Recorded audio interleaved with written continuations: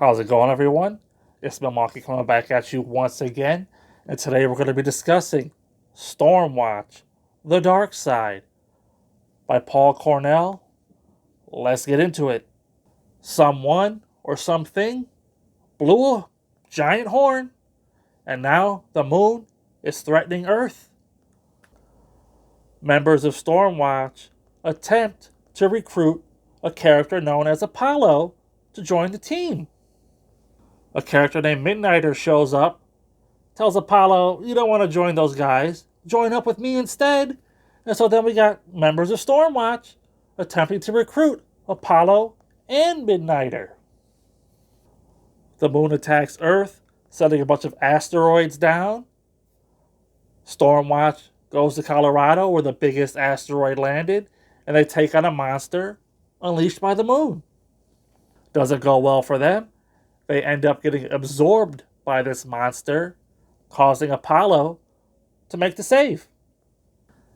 In the aftermath of this attack, a member of the Shadow Council, I believe it was called, goes to Stormwatch HQ, which is located in hyperspace, and decides that Stormwatch needs a new leader. While all this is going down, a traitor is discovered amongst the midst, and a brand new Stormwatch comes out of all this, heading into the future. This is my first foray with Stormwatch, or the Authority, or whatever you want to call them.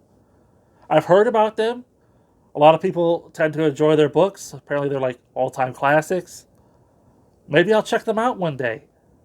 But this being my first foray with them, as part of the New 52, the Vertigo Universe, or the Wildstorm, whatever this was. I think maybe it was Wildstorm. They all get like merged into like DC Universe. So this is an introduction to these characters over here. And as far as first volumes go, it's pretty smooth. A lot of interesting characters. You got one guy who could talk to cities. You got another person who was apparently like the child of the century. You got like an engineering lady who was like maybe machine, maybe not. I don't know. Still a little confused on that. You got a master swordsman. You got this guy named Adam who was, I don't know if he's like the Adam from Adam and Eve or whatever. Well, he's been around a long time and seen it all. He was there at the Big Bang or whatever. Of course, you got Martian Manhunter on the team.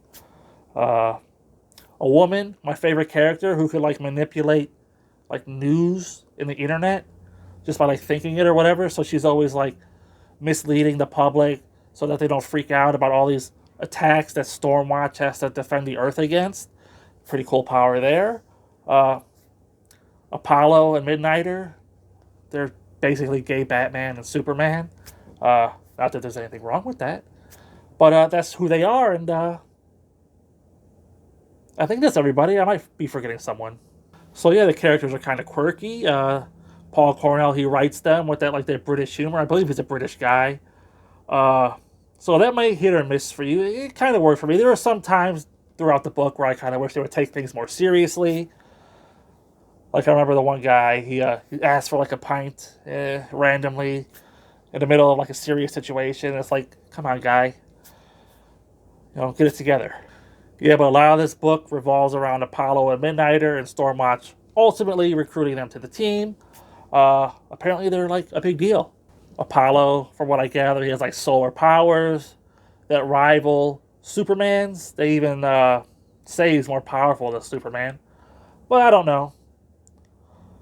We'll have to read on to find out. As for some things I didn't really enjoy about the story, Martian Manhunter, I don't know why they put him on the book. Probably just so you could have a familiar character to those of us like me who are completely unfamiliar with these new characters. But I didn't really like how he sort of shit on the Justice League and said like Stormwatch is better. Didn't really sit right with me. As you know, I'm a DC guy, DC fan. I've always known Martian Manhunter to be on the Justice League. But here in this book, he's like, oh, I would have been on the Justice League, but Stormwatch is so much more better. And I was like, I don't know about that. Also, some of the characters, their powers, in particular the guy who could talk to cities, I found that to be a little, I don't know, not the biggest fan of that. Although, when he did talk to Gotham City, it depicted Gotham as like a bat devil, which I thought was cool, but, in the end of the story, they ultimately get out of like the no-win situation because this guy, he's able to talk to the city within their spaceship. And I felt like it was such a cop-out ending. I was like, come on. It's either too powerful or stupid. I can't decide which one it is. As far as the trader is concerned, I guess you could kind of see it coming. He was acquiring all this knowledge throughout the book, and he was trying to, keep all the knowledge for himself. So I wasn't really surprised when it was revealed to be him. But the person who he takes with him, who happened to be like my favorite character from the book, that I did not see coming. And at this point, I don't know if she's there against her will or if she's actually colluding with the traitor. I'm interested to see where the story goes. There's also a part in this book where Stormwatch, the character who can manipulate the media or whatever, the moon is attacking Earth, and Stormwatch are like, we can't have the Justice League getting involved. They're amateurs compared to us. So the character, she manipulates the media to blame it on a random villain that's, attacking the moon or whatever. And so we see like the Justice League go over there and they're interrogating the guy. And it's all played for laughs, right? Because how Justice League's stupid, Stormwatch superior. It didn't sit well with me, again, as a DC guy, I'm like, oh, really? Is this how you want to introduce this new team to the DC universe? By saying, they're better than Superman, they're better than Batman, they're better than Wonder Woman. Your mileage may vary. I didn't hate the characters, I didn't hate Stormwatch. It's just when you're trying to tear down the other superior team in order to prop up this team, it just didn't really work for me. The story itself was interesting enough to stand on its own legs. The introduction of the characters I felt like was handled well by Paul Cornell. I didn't really feel like they needed to take those cheap shots. I understand some people will enjoy it. They prefer Wildstorm Universe. As it was, they're probably upset that, the characters are lumped into the DC Universe. I know a Vertigo character, John Constantine, when he shows up in DC New 52, people hate him. They're like, that's not my Constantine. Maybe they feel the same way about Stormwatch / Authority here, but I don't know. I personally could do without the cheap shots taken towards the DC Legacy characters. But that's just me. And I'd hate to be that guy, but I gotta be him here for a moment. I'm not sure if Stormwatch even works as a concept in the DC universe when you consider, Green Lantern, the Guardians of the Universe, right? They created a universe, for now at least. That's what we're led to believe. And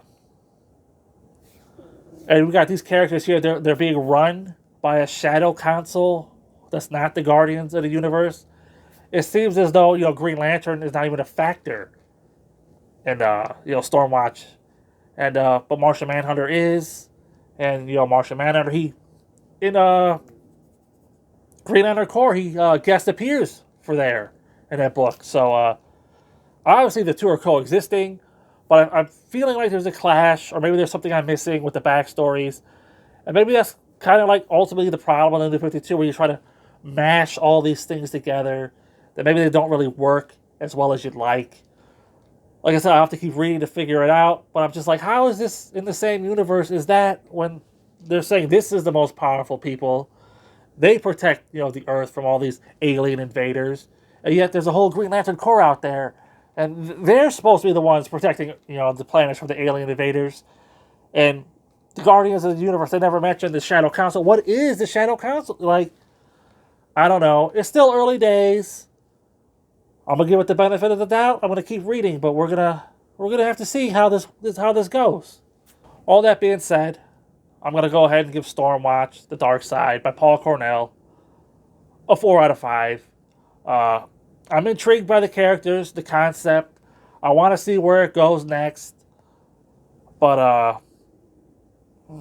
I just don't know. I don't have high hopes for the book.